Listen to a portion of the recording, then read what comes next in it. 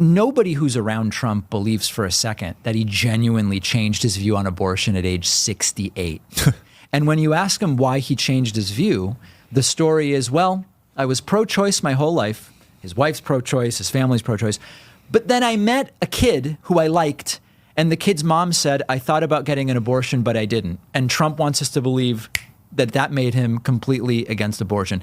All of this stuff is far more nakedly political. David Pakman went on this show, The Digital Social Hour, and on this show, he absolutely humiliates himself. I would say he got humiliated, but really, he just humiliated himself by the things that were coming out of his mouth. It's crazy the mental gymnastics that these people go through, these leftists like Destiny, David Pakman, and these sorts of people, to try and justify the horrible immigration laws, the horrible effort in just serving the country that the Biden administration has gone through overall. In particular, David Pakman gets into the immigration discussion and argument and debate with this guy on the Digital Social Hour podcast. Let's get into this clip here where David Pakman gets absolutely humiliated and just copes so hard about immigration in the current state of America under Joe Biden. Trump is willing to completely sacrifice what he genuinely believes. I'll give you another example.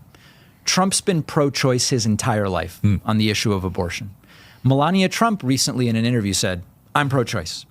Trump contrived and fabricated this anti-abortion view because he said to himself correctly, I'm going to run as a Republican. One of the big fundraising issues for Republicans is that you've got to be against abortion. He started speaking at the Right to Life March or the March for Life or whatever it's called. Nobody who's around Trump believes for a second that he genuinely changed his view on abortion at age 68. And when you ask him why he changed his view, the story is, well, I was pro-choice my whole life. His wife's pro-choice, his family's pro-choice. But then I met a kid who I liked, and the kid's mom said, I thought about getting an abortion, but I didn't. And Trump wants us to believe that that made him completely against abortion. All of this stuff is far more nakedly political, whereas let's look at some of the areas where Kamala Harris has changed her mind. Legalization of cannabis. She used to be against it. She now came out with the most left-leaning position any major party candidate has taken, which, by the way, I do think Donald Trump is somewhat anti-abortion, obviously, but he's not completely anti-abortion. Like, he's not as anti-abortion as I am, where I'm just like, let's ban it nationwide. Like, why does that even exist? Trump is like, if a nation... This is why these people are just complete bad faith actors. Because he's sitting across from someone who is definitely not as knowledgeable as him, and he understands. This podcast host here understands. David Pakman is way more knowledgeable about these topics. This guy is not a political commentator. He's just a podcast host, okay? And it's so bad faith to go into the discussion and be like, act as if it's understood that Donald Trump is just completely anti-abortion, because he's not. Donald Trump has said over and over again, and it pisses me off how much he says this, because I just don't know why he says it. If a national abortion ban bill came to my desk as president, I would not sign it. He said that over and over and over again. And these are the same people, these people like David Pakman, are like, Donald Trump and his evil Project 2025. It's like, no matter how many times Donald Trump says, I don't even know what the hell is inside of Project 2025. I've never read it. I'm not involved in that. That's not me. Also, I'll say, there's not much crazy stuff in Project 25. Like, it's pretty normal stuff. But regardless, they're bad faith because they'll continue to say these things even though Trump has said, I've never read Project 25. I don't know what's in there. And Donald Trump has also said, I don't want a national abortion ban. In fact, I would not sign that bill. I am blatantly saying that for everyone to see. And they're still like, Donald Trump is anti-abortion. Donald Trump is anti-abortion. He's not. He's not anti-abortion enough, in my opinion. She wants it legalized. Oh, but she flip-flopped. She changed her mind. Well, she came around to the right view as public opinion and research on cannabis evolved. Right. I don't think there's anything wrong with that. There's no conflict. With Trump, a lot of this stuff feels nakedly and brazenly opportunistic. Makes sense to me. Now, this is the big one. I'd love to hear your opinion on this one, the border policy. Okay. Who do you think's got the better border policy between those two? Well, the important thing to understand is that Trump's border policy isn't completely clear. I mean, I'll tell you the parts that are clear.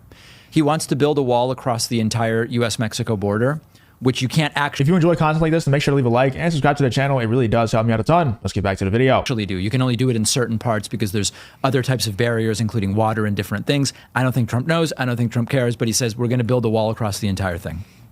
And maybe Mexico will pay for it. That was part of it in 2016. He failed to do it.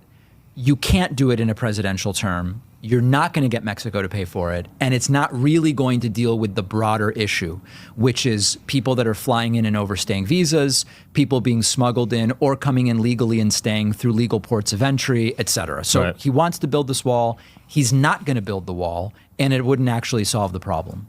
Trump wants to do militarized mass deportations. When he's asked who would be included, Let's maybe talk about what Joe Biden did, because the question was who has the better border policy. And then David Pakman just resorts directly to all of the talking points that the machine state gives him and tells him that he's supposed to repeat. Let's talk about what Joe Biden and Kamala Harris did with the border while they were in charge. And also he's saying it's not about letting people in or not, which it definitely is. You know, these people, they have to get in to be able to overstay their visas. But he's saying it's more about people who are overstaying their visas. Okay? Donald Trump also said he wanted to do mass deportations. Now, whether or not you agree with the H-1B visa stuff that Vivek Ramaswamy, Elon Musk have been pushing, who are obviously, they have Trump's ear for sure. I don't agree with a lot of stuff that's being said there. And also a lot of this stuff is really making me think that it is all just one big club, even more so than before. Like I always knew that it was one big club, and both sides are like, they pretend fight. It's like WWE. They pretend fight in public and they're actually friends behind the scenes. I thought Trump was a little bit different. And then those clips with Obama when he's, you know, talking, laughing with Obama and stuff. And it's like, he's just like everybody else, right? But regardless though, what David Pakman's talking about here, it's about people overstaying their visas, not people coming into the country illegally. Okay, well, he did talk about mass deportations, and now he's going to have a problem with Donald Trump talking about mass deportations. Like, this guy can't win. In David Pakman's mind, nothing that Donald Trump can ever say is correct, ever. in that. Sometimes he'll say, well, the criminal illegal aliens who have committed violent crimes. Okay, we already do that. Yeah. Sometimes they have to serve time here first, then they get deported. We already have that in place. So then you asked Trump, well, what about those who came here as minors because they were brought by their parents before they legally had any say? Someone came here when they were 2, 3, 4, 5, 6. Now they're 20. They have no connection to their birth country. They speak English. They've gone to college here, et cetera. You're going to deport them? Not a clear answer. That's a real problem for me. The answer should be clear. We're not going to deport them. Of course not. Trump's asked, what about, mothers? Will mothers be separated from their babies and put into these militarized deportation camps? Trump says, that's a tough one because I'll get bad press if I do that. Rather than saying, of course we're not going to do that. Of course we're not going to do that. So my view on this is I am not for an open border. I don't believe we have one. I think countries have a right to enforce their borders. If people are here illegally and they don't have any legal status, they're subject to deportation. It's the name of the game. So you agree with that? With people who are here illegally being deported? Yeah. As a general principle, that's absolutely the way every country functions. I also think we have a bunch of industries that, thanks to big agriculture and for other reasons, industries that are dependent on migrant labor. I've not heard Trump articulate, if you deport all those folks they're just here working. Yes, they're here illegally, but they've committed no other crime and they're just here working. What do you do about those industries that would collapse? I haven't heard an answer to that. When it comes to what we call DACA, I think we need to give some path to, at minimum, permanent residency, if not citizenship, to those who came here as minors through no fault of their own. They're contributing here. They're essentially American in every sense of the word. So we've got to figure that out. So I don't think there's any, you agree with this or you agree with that. I think this is a complicated issue. And I say this as an immigrant to the United States who came here. It's an interesting point that David Pakman brought up there. I'm curious to see what you guys say in the comments, because he brings up the point of what about these industries that have become pretty reliant on these immigrants working? And my initial thought, and maybe I'm completely wrong, let me know in the comments, is that the only way that an industry would be dependent on immigrants working is if they're dependent on them because of the low wages that they're able to pay them.